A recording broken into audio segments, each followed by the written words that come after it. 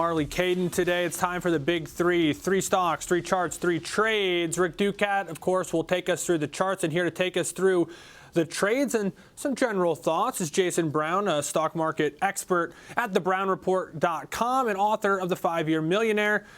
Jason, thanks so much for taking the time and joining us. Let's start big picture. What do you make of this market that seems to just be so rotational and volatile under the surface? But for index traders, they might think all is well.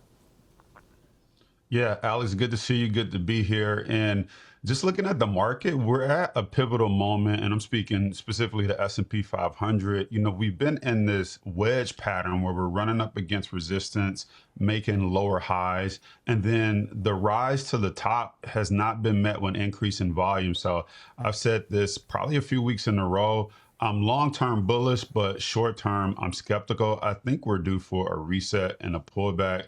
We're going into earnings seasons where we're going to get some insight that may send us lower. Well, speaking of a reset and a stock that certainly moved off its highs, first one on your list is the parent company of Google. In the case of Alphabet, big time name, huge spender with AI. What stands out here on Alphabet? So there's a lot of things that stand out with Alphabet. I think you really have to be picky about your AI and infrastructure stocks. And this is why I like Google, because it's no longer just a search and advertising company. It has multiple ways to monetize the AI infrastructure, right? So they got search and the AI generated results. They also have the Google Cloud. You got the Gemini subscriptions. Then you have their Google Workspace, whether you're using it for your email or their cloud services.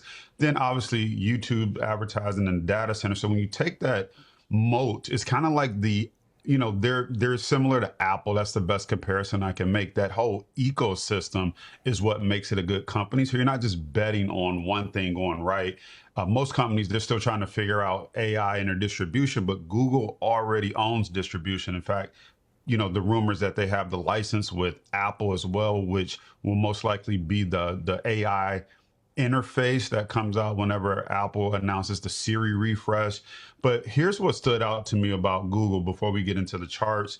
Their revenue rose 22%, but search revenue grew 19%. And the reason that that's important is because the bearish case was that search is dead. AI is going to replace search. No one's using Google search anymore. In fact, search grew 19%. And I think that shows that Google can play in the AI space and grow search alongside of it. So it's not either or, it's both and, which is why I like the stock. Yeah, I really appreciate you pointing that out, because sometimes it's like we have hypothesis, we have guesses as to what's going to happen, but that doesn't mean that that's going to be the reality. We got to react to what actually is happening. But hang tight on the example trades. As you said, we'll pull in Rick here, take us through some of the technicals here on Alphabet. Now, Rick, I guess bulls are hoping that, like it was earlier, where you had sort of this bull flagging pattern, that maybe that's what's happened over here. What do you make of it? Yes, perhaps. And, I kind of wonder, too. I wonder what kind of AI training you could do with a few billion hours of YouTube content. Probably pretty interesting there, too, as well. So we look here. 408.61 was our high point. So from there, we have drifted downward a bit here. We've formed a new low at a previous low point here near 331. What stands out to me is it looks like this could be an inverse head and shoulders type pattern here, where we have our first shoulder, our head, our second shoulder, and then the neckline here near about that 371 level, or 373 level, excuse me. So this would be more of a bullish type of outlook if we do start to break above that level. These lows near 382 would perhaps be the next upside area that traders would be interested in. So kind of an interesting setup, to be sure, on this name. When we think about our moving averages that we follow, in this case we can see there, 3 of them at least, are clustered quite closely together. We have our 5-day, our 21-day, and our 63-day, representing week, month, and quarter in dark blue and teal and gold respectively. They all come together between about 357 to 365, which is pretty close given the scale of Google's price activity here. So that gives us a notable downside area to watch out for. Also pretty close to our trend line as well, giving us a confluence. RSI making new relative highs, pushing above the 50 midline. Green upward sloping trend line is still in play as well. When we finally do think about our volume profile study, there is a cluster of heavy trading activity up here near 380 380 to about 400 or so. So that would be a notable volume spike area, especially around 385. Another node here is where we're just starting to push out of between about 357 to 367. Good stuff. Let's bring Jason back into the discussion here. As you're looking at I believe you're looking at a leap here potentially in Alphabet to lean into maybe this bullish construction that Rick pointed out. Yeah, and I also noted that too, Rick. I saw that inverse head and shoulders, which is typically a bullish pattern on there. So I'm looking long term on this. We got earnings July 22nd. You obviously want to give yourself some time past earnings in case, earnings could be great, stock could still sell off. You just never know. But I'm looking at this out to January 15th, 2027. The 350 strike price, if you pay about $53 for that as of today, your break even is 403. When you look at the high of, that's just getting back to where Google just recently fell from. So if we can just get back to there from the intrinsic standpoint, you'll be at break even, which means all that time should be profit. I always like to give a I'm wrong level. I'm using the neckline of the inverse head and shoulders. So about 350. If the stock breaks down below 350, we might have to reconsider this trade, but I think out to January, you're going to be fine. I don't see any issues with earnings on the horizons. They've already kind of shared how much they're going to be spending on AI and infrastructure. Hopefully that doesn't increase, or hopefully you don't see a decrease in revenue and where investors don't see how they're going to make that money back. But if all things are, firing on all cylinders like now, I think this is a perfect trade to send out to January and should be profitable. But you never know. We'll see what happens. Yeah, we never know. Let's move to the next one, because one thing we never knew is how Target was going to trade over the last 3, 4, 5 years. It's been a roller coaster ride up and down. Walk us through, what stands out here in Target and why this one was on your list. Yeah, Target was on my list as a nice transition to a consumer staple stock. When you think about a little bit of diversification away from the Mag 7, away from semiconductors and tech, Target really came up as the competitor for me as a vote for getting my money.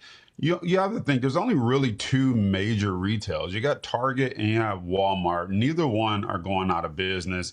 What I love about Target recently is, as I pull the numbers up here, if you look at every category, food and beverage was up 6%, household was up 4.9%, apparel was up 3.6%, hardline, this is toys, up 14.6%. You would think people were going to be buying toys online or from Amazon, and they're still headed into Target, taking their kids shopping or buying for birthday parties, you name it. Beauty was up 9.6%. I think they do an excellent job with their beauty section there. Home furnishings was even up 0.6%. And then non-merchandisers, so their online, their Rondale, their Circle 360, Target Plus memberships, up 24%. So Target was firing on all cylinders in all categories. So I think it's a stock that's been beaten down. I won't say left for dead, but it's definitely been forgotten about. It's not as flashy as the AI stocks, but I think it gives you just a good company that, as long as they keep blocking and tackling, controlling their costs, I think you see the stock return to some of the all-time highs, slowly but surely. So it won't be fancy, but it also probably won't take any crazy dips here. Yeah, sticking to the fundamentals, Rick, as we talk some of the technicals, though, this looks like a chart that's, a stock that's starting to click and starting to do things the right way when you look at how consistent that trend has been.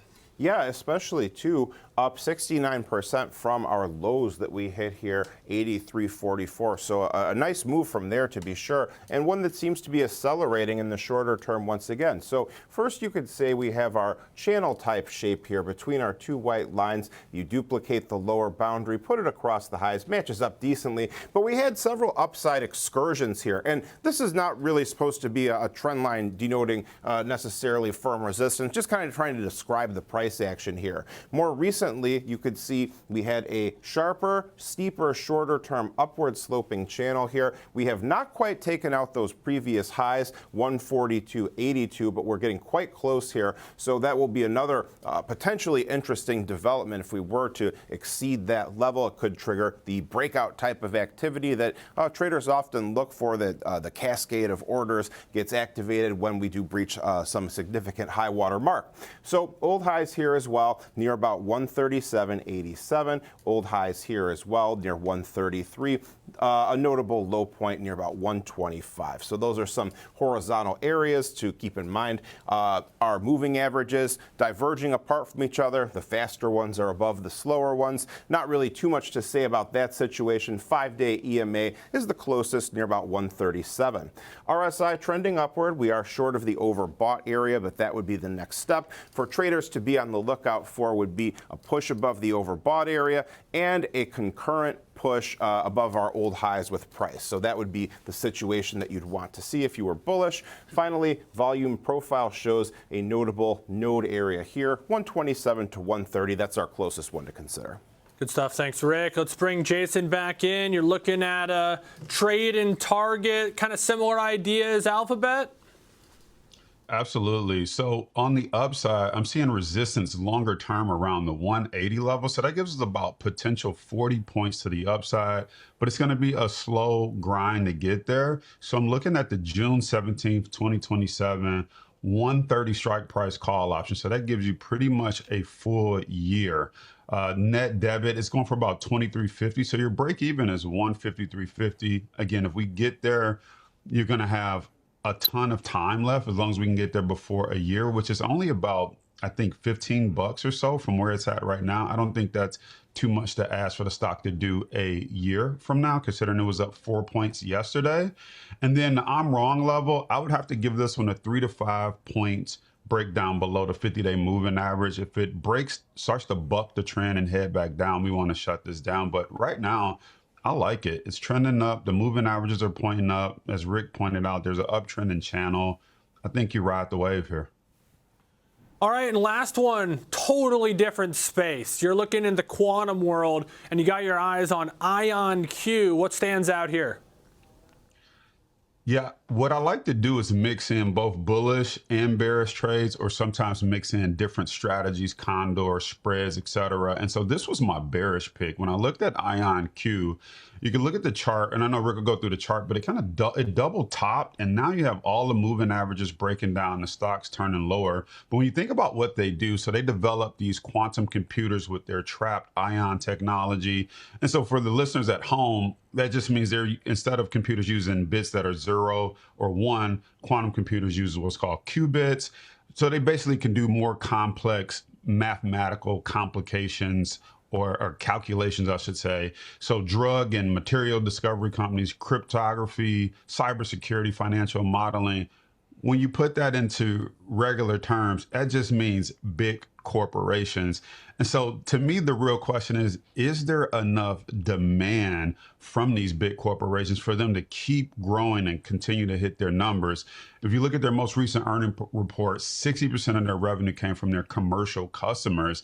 But then you also have to ask yourself, what happens if some of the commercial customers take that quantum computing online or into the cloud?